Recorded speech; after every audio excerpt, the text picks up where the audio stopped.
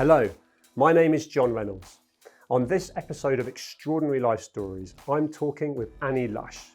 Annie is an Olympian, a world champion sailor, and a 3 times round-the-world racer. What is your image of sailing? If it's a fuddy-duddy and boring idea of gently wafting along in a light breeze, then Annie's version of sailing is very, very different.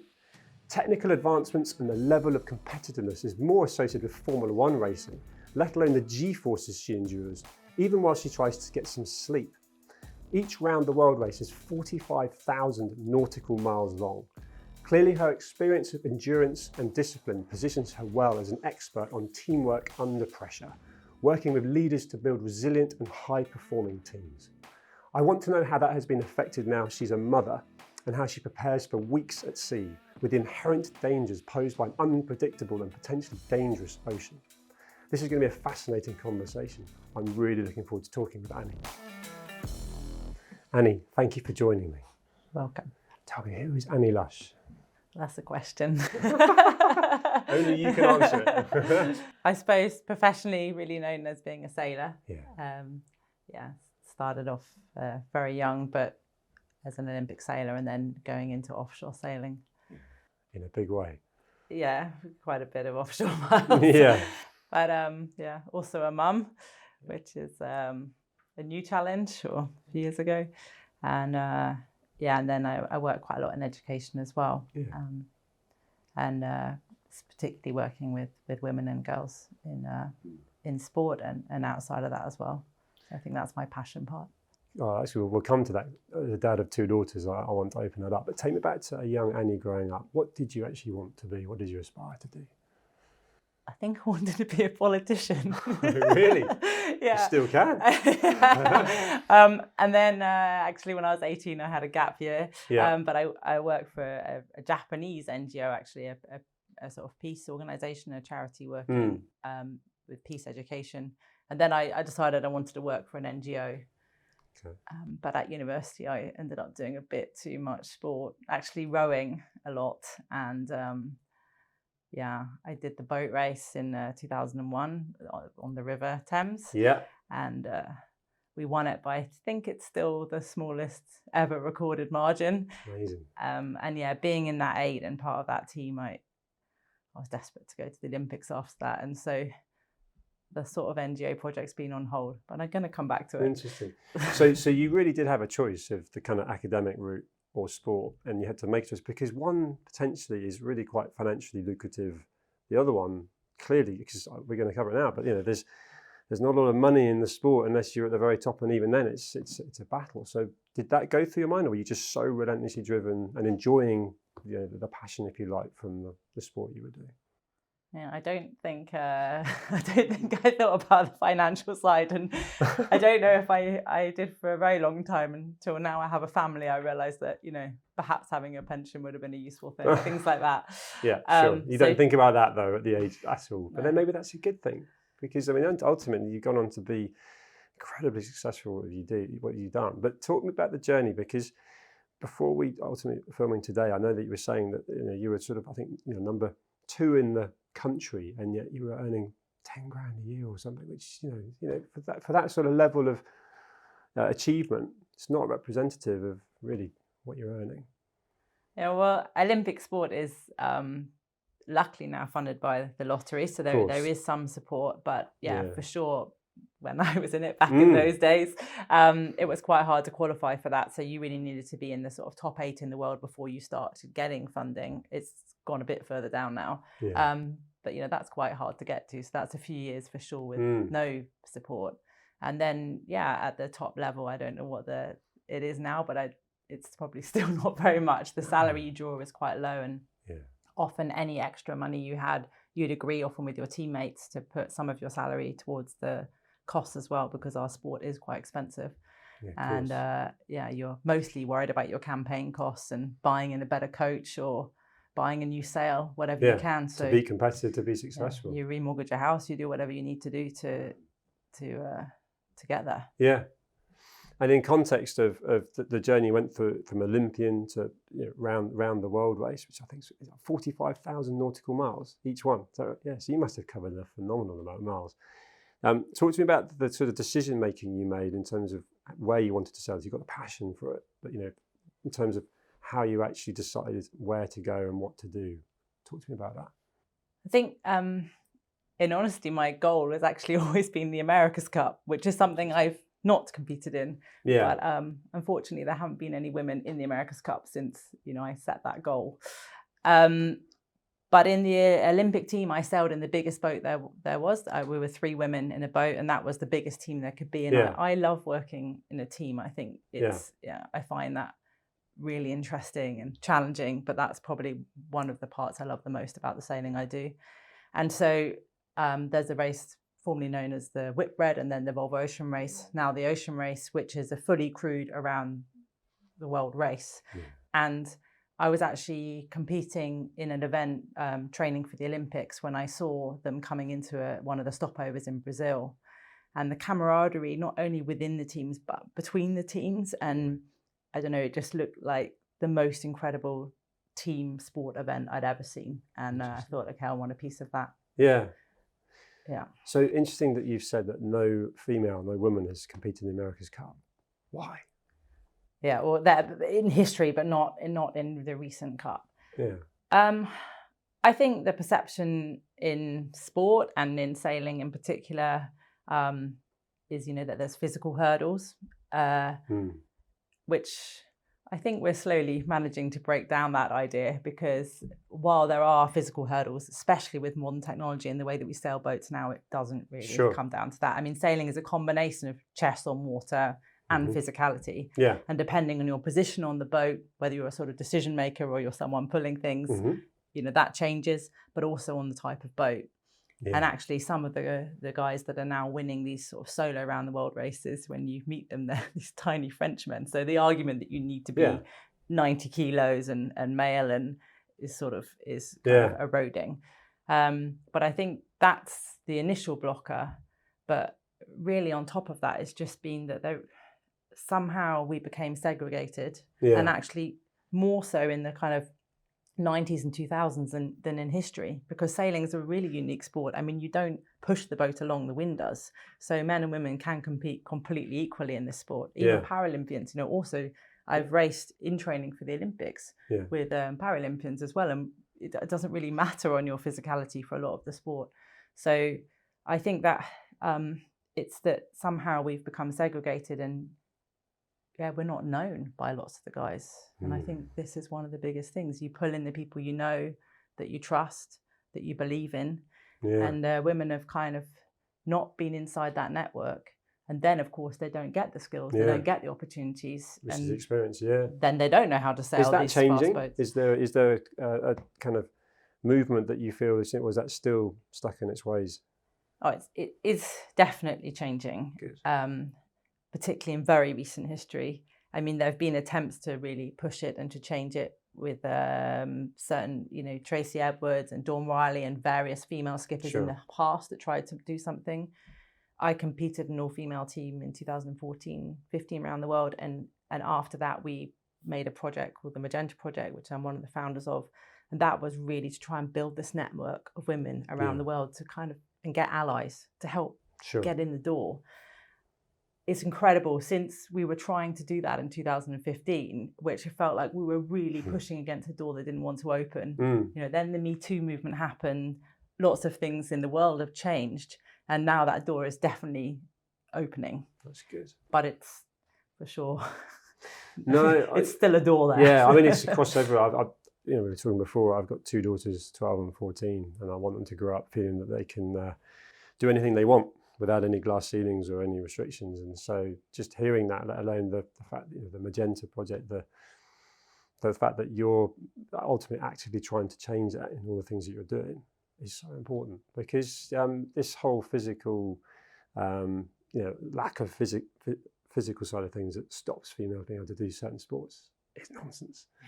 And it's silly how much it's still being talked about in 2024.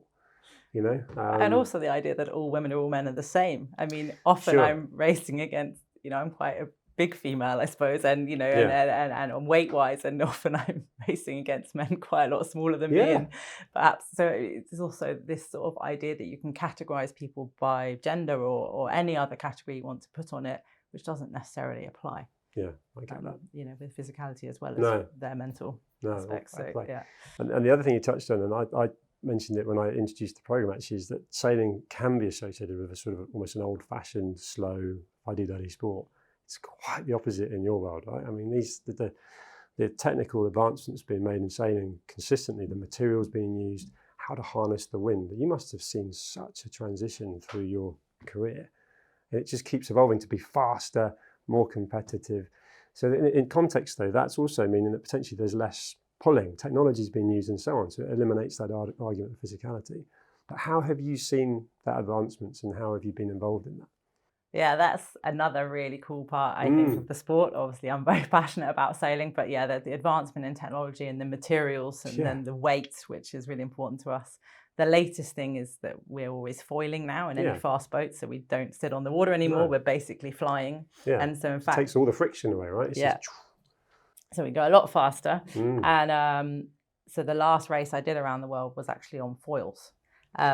So a lot of what we're thinking about is a lot more to do with aerodynamics and hydrodynamics these days, which is a big shift.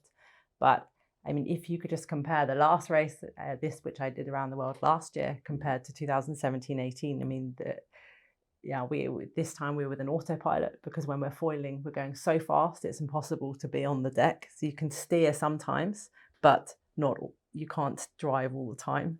So you're basically driving a machine. So it's a big computer. Yeah. Wow. And you need to know how to input into that. And I mean, at the beginning for me, it was a big change. I think the younger guys obviously found it a bit easier to adapt. Well, of course. But I'm used to. You come through from Android. And so for me, normally offshore, you have a number of drivers, you rotate. And when someone comes on and they can't get the numbers, we always have our performance numbers up, our polars, what we're trying to achieve. Mm-hmm. We know what we should be trying to get, even if we can't see another boat next to us, which offshore you can't always. No. You're driving to that, and someone comes on and they don't really get it, or they're getting tired, and you sort of help them out. You speak to them, maybe give them a Mars bar, try and get them in the groove.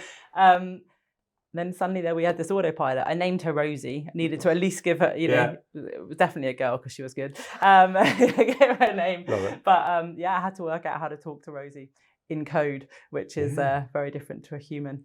Is there, sailing, ultimately you're right out in the middle of the ocean. You're relying on a computer. Is there a sort of a fail-safe where certain things are going to stop working? Because ultimately in previous years, you're relying on the equipment and you can fix this. Because if there's a computer shutdown and you're right out in the middle of the ocean in a big swell, how do you mitigate that? Can you switch to manual, or is this, because I know like in Formula 1, for example, they can't start the car without a certain machine and so on, and they're stricken. But out in the ocean, it's a whole different ramification. Yeah, it's a good question. And I mean, yes, you can switch to manual, but it's hard. And there were definitely times where I just wished that all that technology was gone and we could just sail the boat normally. Yeah. And it was quite interesting because the younger guys in the team, sort of like the belief they had in the technology was higher, which sometimes is good because they were better at probably having the patience to give the technology the time to learn, which I didn't feel so happy to do. I see. It's quite an interesting viewpoint. Yeah. But they had quite a strong reliance on it. And then I suppose that's, where it's always good, I think, to have a very diverse team. I was the oldest person on this boat, and which feels amazing. That happens quickly, doesn't it? When you go from really young into the oldest person. Yeah. But there were for sure situations where I felt we needed to really be prepared for the risk and what could happen and what are our strategies in that situation. No, it's interesting. But I think we do that a lot as sailors. I mean, that when you go offshore, of course, when you're Olympic sailing, you need these strategies too. But when you're going to places where, we go to Point Nemo, we go to places where no one can get to us, probably 10 days away from the nearest point of contact to a human. Yeah. We're closer to someone in space for quite a lot of the race than we are to someone on land. So you have to be prepared for that, and you have to have plenty of what-if scenarios. Yes. And they're in your mind, because to win first you've got to get somewhere. Yeah. So it's that's a big part of that game, and it's managing the risk and being adaptable, because it never works out how you planned. No, of course. Or how the technology planned. No, and you've got that alongside the unpredictability of the ocean and the weather itself, right? And just asking straight up, have you had a situation where it's all gone really wrong, waves come over, mast broken, and so on, and you actually genuinely thinking this might be it? Because it's literally, there are moments in context of what you're doing where it's really dangerous. Yeah, unfortunately, I've had a couple of those. Yeah, thought you might. Yeah. Just this last race, we had two instances. One in the going into the Southern Ocean, where our boat actually started to delaminate, which is basically it's breaking. The boat's made out of carbon, and it's made out of a sort of a shell structure. So there's a actually very thin piece of carbon, about 2 mil, and then some foam, and then another piece of 2 mil carbon. Right. And when they're sandwiched together, they're super strong. Yes. But if one of those starts to come unstuck, sure, basically, you're living in the Southern Ocean on a piece of 2 mil carbon, which is cracking. It's terrifying. Yeah. And so that started to happen, and we were very fortunate with the weather window to be able to nurse the boat back to Cape Town. I mean, not fortunate that we had to stop that leg, but to get home. So that was the first time I had to go and get the survival suits out on deck, which is the first step in preparation to get off. And unfortunately, we had another incident later in the leg where we broke our mast in a big North Atlantic low pressure in the Atlantic. We were trying to get to New York, basically, and we ended up without a mast, and I think that was a pretty difficult situation. I knew that in the low pressure we were in, for sure, no rescue services could come into that. So losing the mast is not ideal. It's slow and you can't get anywhere. But worse in that situation is that when the mast falls over the side of the boat, it's attached to the boat by quite a lot of things, and it tries to punch its way through the boat. Oof. So the first thing is you've lost the mast, but the real situation is that you might start to sink very soon, and that's you've got to cut that loose. You've got to get it. Yeah, and that's dangerous in itself, clambering around ropes and so on. Gosh, yeah, we had about 55 knots of wind across the deck, so it's like standing in a very big storm on a very unstable platform, and there's just stuff flying everywhere. So trying to cut it off is pretty dangerous, and you've got to do it fast. And the relevance of that being a recent race, you've just said when you introduced it, you're a mother.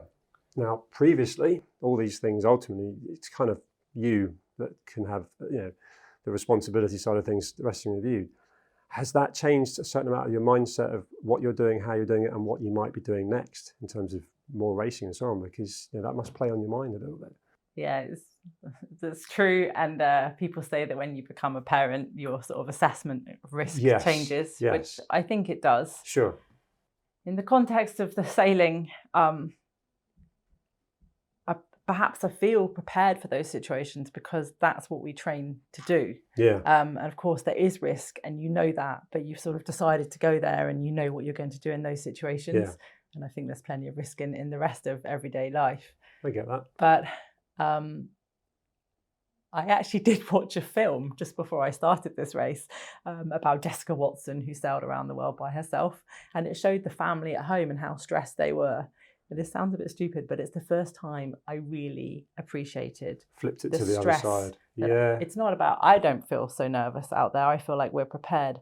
But when your family at home start to learn of what's happening to you, in the race before that, I broke my back actually. And I know my parents learned of that, and I was still in the middle of the Southern Ocean, a long way from land.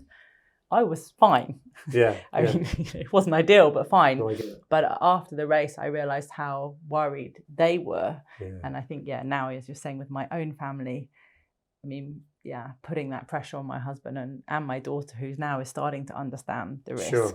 You feel that guilt, do they need to go through that? And that's something I get that. I'm asking myself. But this experience you've got, this incredible harnessing of discipline, teamwork, who you choose to go sailing at sea with must be really quite important to you, because your life's at risk, and if the things turn bad, you need to know that everyone's got the right amount of experience and camaraderie, and that's a key thing, let alone the fact that all this experience is transferable into business, into life. And so I know that kind of operation, sort of high performance from a team point of view, you actually do talks and mentoring into that space. Is that something you want to do more of and are planning on doing more of, which potentially is less sailing and away from the family? Yeah, I think it was very fun to work through those lessons and see how they apply in other ways. And I've really enjoyed doing that with different projects, whether it's business or charities or in schools. And I think anyone who gets to do sport as a career for a long time, especially as I have, because sailing's quite a long career, we're very lucky to have the opportunity to dive so deep into something that perhaps you don't get to do in business and learn those lessons. So yeah, I enjoy doing that, and I would like to do more of that. And I think in what you're saying about teamwork, I mean, if I could say the biggest thing I've learned from all of this, then it's to do with working in a team and learning about myself. I think a friend of mine said, when you go to sea, you try to become a better sailor, but you also try to become a better person. And I think for sure the ocean race, I mean, 45,000 miles later, you're not the same. No. And it's that sense of connectivity as well, where, it's you've got a group of people around you all trying to achieve the same goal, working with each other, and you potentially not going to always be agreeing, right? But actually you've got to get there. So you've got to work out how to work with this person, that person, maybe this person's the right mediator, and I guess that's all going on. And there's leadership there, there's patience, there's empathy. It's all massive life skills, let alone business skills, which you must have in spades, because it's dangerous if not. I don't think I've got them resolved yet. If I did, this would be the golden ticket. No one does, but you'll have those skills. You have to have got through the situations and manage the boat, get to the destination, and all whilst trying to win. So you're actually trying to operate at that high performance, which makes you formidable in that sense of learning from in business and also in life, being a mother. Those skills must be incredible, because one thing that I find so frustrating is the whole academic side of things in schools is pretty archaic, but some of these leadership qualities, some of these things, empathy, it's disappearing. Kids are losing the empathy from being on social media. They can send messages on Snapchat. There's no accountability.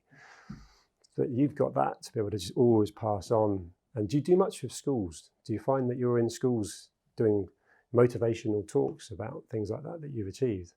Yeah, I've worked on a couple of different projects in schools, and I really enjoy that. But I am actually also a teacher.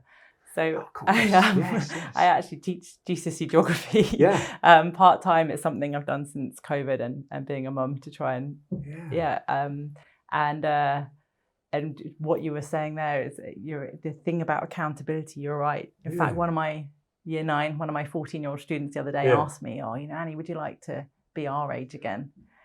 And I had to say, no, I'm sorry, I wouldn't. And because I quite like my body to be that young again, because it's much easier to go to the gym. But what they're going through. But I don't even understand, in fact, their world now. And it seems that, the respect for time and for things being solid, they just seem to move all the time. And it's quite hard for them to, I'm sure I'm also just being a bit old here, and there's a way of adapting to it. But it looks very, very hard. But you've got perspective. I'm 46, so in context, clearly didn't have social media growing up and so on. And I'm now dad to these 2 kids growing up that they have these skills because we've put in. But there's so many kids that potentially growing up around parents that are particularly busy with work or just don't have that enough kind of empathy skills to pass on. And then actually it's a kind of a changing world with that, which is a little bit scary. It is scary. And I think it's not all doom and gloom. I think there's ways around it, but if you're trying to find a solution, I would recommend going offshore, because one of the joys for me of doing the ocean race, although that is changing now with satellite being even better and cheaper, but fundamentally the phone is on shore and it's gone. It's 38 days focusing on just trying to make a boat go fast. We don't get dressed, we don't make food. And we don't have email, we don't have phones. We're not, it's gone. You get to focus 100% on the job you're doing. Very few jobs or places or things you could do where that actually happens. So I get that. You've achieved a lot of success. There's a lot of things that you just say bumps along the way and so on, but ultimately you've had great success. And I'd love to know, sitting here now, what your definition of success is and what a young Annie coming through the Olympic side in particular, how you define success then? I think I'd have to disagree with you on that success. There's been some. There's been a lot of failing as well. mostly failing, which is the nature of committing to compete in anything, yes, I think. But failures get you to success, right? So, I mean, ultimately, you learn from them, you build your resilience. It's been talked about a lot more, it's cliche, but in context of yours, you could have stopped or given up at any time. You already said in more recent times, you broke your back. Yeah. And yet you're already probably still considering where the next race is and so on, so it's just, but no, I think you get where I'm going with it. It's like, because I know you're particularly humble, but just, that definition of success fascinates me from your point of view. Obviously, when I was young, success for a long time, for 10 years for me, was going to the Olympics and winning a gold medal. Yeah. And it wasn't just going to the Olympics, because in the British team, in the sailing team, we're quite successful. So that isn't the definition of success. Yeah. And it was being the best in the world and winning a gold medal. And I was pretty narrow-minded, focused on that. Mm-hmm. Yeah, at all costs. Yeah. Now in my 40s, realizing perhaps I didn't, amass the wealth or pension or anything that my friends did that I was at university with. I missed many weddings and many important events and relationships. And I mean, everything was second to that. Everything was second to that. I learned along the way a bit that you need to learn to enjoy the journey. I remember someone saying this to me at my first Olympic trial, saying, don't focus on this so much, someone older. The first lady I raced with, called Kathy Foster, and saying, appreciate that we're here. We're at the World Championships, and how cool is that? And at the time thinking, what? Don't focus on that. We're here. We're going to win this thing. We're going to qualify for the Olympics. But that started to ring true. And by the time I did compete in the Olympics in 2012, we did take a moment when we sailed out there to sail around the bay. As a home games. We're from Dorset, my whole team, in fact, and just to, yes. But then I think I was still pretty obsessed with winning. Yeah. I did start to use. There's an expression not created by me, but a famous line, which is, "I couldn't wait for success, so I went ahead without it." I think that's the first sort of step to realizing that. I realized that when I was younger, it was like, okay, do your GCSEs, get the results. Do your A-levels, get to top university, get the top degree. And it was almost like you had to keep crossing and achieving that step to get to the next step. And the realization that in life, it doesn't necessarily work like that. No. I couldn't wait for a gold medal to then be able to take the next step, to then, have a family. Or it was sort of, for me, everything needed to hold until I was allowed to step to the next level. Like I had to succeed this big thing. Yeah. So it's a slow realization that isn't how it works. There's plenty of ways of getting there. No. And then I think, in the after sailing around the world a couple of times, after breaking my back, actually, in that team, not to do with breaking my back, but I think I was one of the first women to sail in that team, and it was quite hard, and it was a big cost to keep trying to forge the way, actually. Yeah.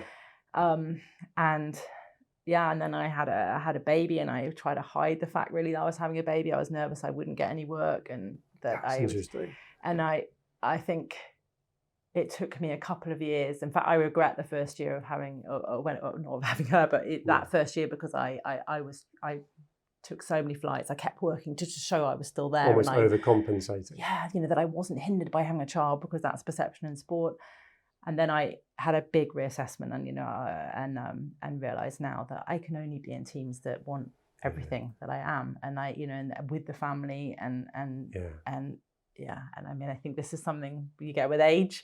I was going to say, it comes with maturity. You're not going to think like that as a younger Annie. And actually, sort of a question I wanted to ask you is, as an aspiring young sailor, female particularly, coming through now, looking at you as someone that they have heard of and seen the success you've had and experience you've got, what advice would you give to them?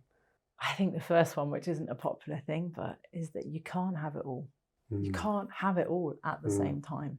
And I think perhaps I felt the pressure to be able to do that. I mean, I think we all do that, though, in context. And again, some of this comes with maturity, which is the whole point of reflecting. And then part of what you try and do as a teacher, as an experienced sailor, is but it's not always easy to absorb that as a youngster, because you could be so driven on the goal or the achievement you're trying to make. So how that's explained and how that's allowed to then manifest is crucial. And in that sense, sometimes you have to drop some balls to focus on something. Yeah. I don't think I regret sort of how single-minded I was about the Olympics. I mean, someone once said to me, you can't want to go to the Olympics, you have to need to go or you'll never get there. Yeah. And I mean, I think there is a truth in that when you're aiming for that sort of height in sport.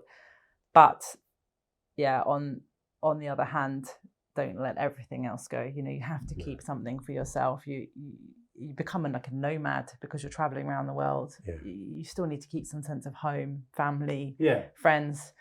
And and I think some sort of grounding, because perhaps, I don't know if things have changed, but I think, you know, the opportunity now, especially in Olympic sport, is to, because of funding, almost it's helped, you can focus solely on that. But there's a real danger. There's a lot of younger kids now I see stopping school at 16 or not going to university because they're so focused on going to the Olympics. And it's quite hard to explain to them, well, it's a small chance you're going to get there. Yeah. Not that you shouldn't put everything into doing it, but does it matter if you spend another 2 years and finish your studies or not? And, you know, not that studying is everything, but whatever it is. Yeah. And now I feel like there's somehow, you know, we're so focused on putting everything into something that it's a bit of a risk. Yeah, and also it's the whole, like, actually, do you have a fallback? And a lot of people say, you know, the only reason why I succeeded is because I didn't have a plan B. But there's an element of the maturity of, like, what happens if you don't get there because it's such a small percentage? Will that crush you?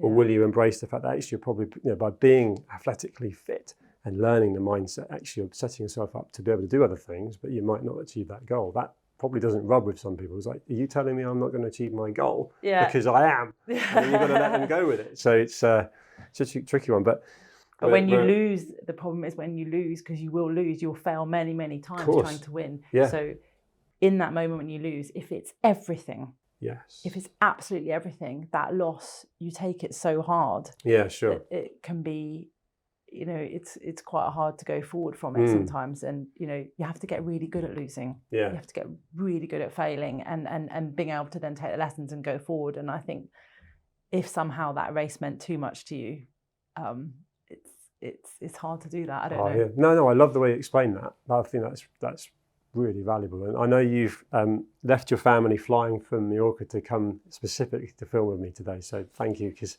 it means a lot. I've been really looking forward to speaking to you, but that's all we've got time for. So Annie, thank you so much for joining me. Thanks very much, John. It's been a pleasure.